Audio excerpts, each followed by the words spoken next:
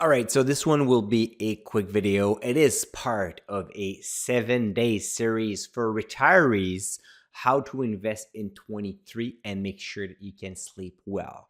Dividend Growth Investors, bonjour. My name is Mike Ihu, and I'm the founder of Dividend Stocks Rock, and I'm also a passionate investor with this YouTube channel helping you invest with more conviction so you can enjoy your retirement. Yesterday, we showed you how to build and how to download our list of 110 stocks with a high yield, so 4% and up, with a solid dividend model, solid dividend triangle where you can start digging in. Do your own due diligence as usual, do your own research, but still make some money and generate some good income out of your portfolio. Today, I'm going the other way around. How about you add some low yield, high growth companies in your portfolio? I know you're retired, you want to generate as much income as possible, but let me ask you a question. If 10 years ago you wanted to generate income, would you have picked Altria, ticker MO, that is known for its generous yield and very stable business, consumer staples sector, or would you have picked Apple? Take a moment. Yes, obviously you're going to tell me, yeah, Apple is a lot better, but there's the thing. When you look at both over the past 10 years, one has generated close to 800% total return, and the other one has generated 150. So 150, 772.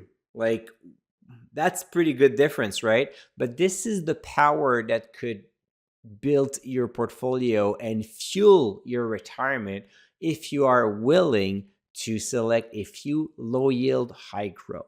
My favorite example on the Canadian side is the decision between well-known Canadian utilities, ticker CU.TO, which offer a very stable and solid yield, or Alimentation Couche-Tard, one of my favorite largest holdings, ATD.TO.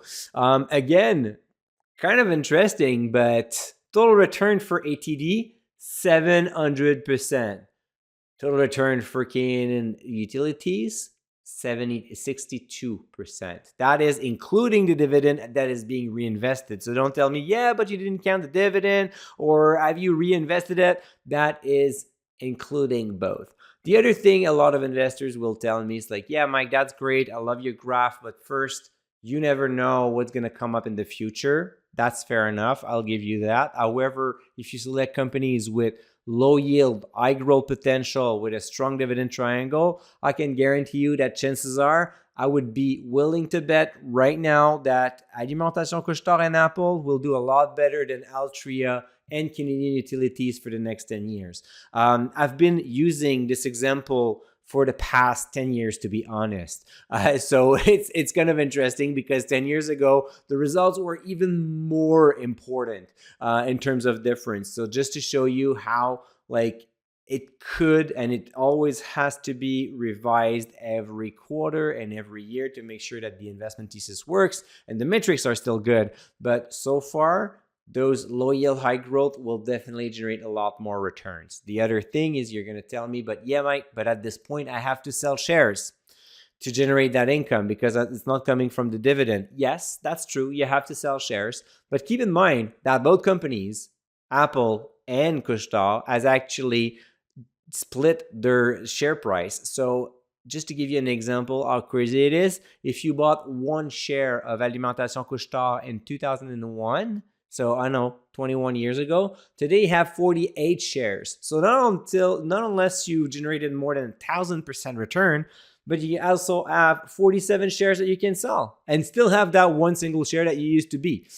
How did that happen with Canadian utilities? I don't think they split over the past 20 years, right? And that's the key. When those low yield, high growth grow so much, they will split and offer you more shares. So then you can sell those shares, generate some income, and then you will be at the same level of number of shares. You're going to get the same dividend, but you will have generated a lot higher income.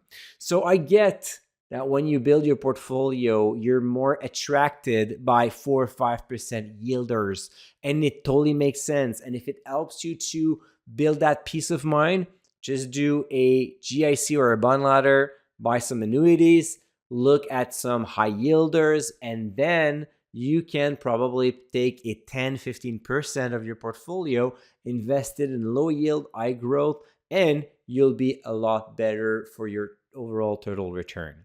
If you want to learn more about how to get those low yield, high growth, and if you would like to download a full list, I invite you to join us for our webinar next week on January 12th.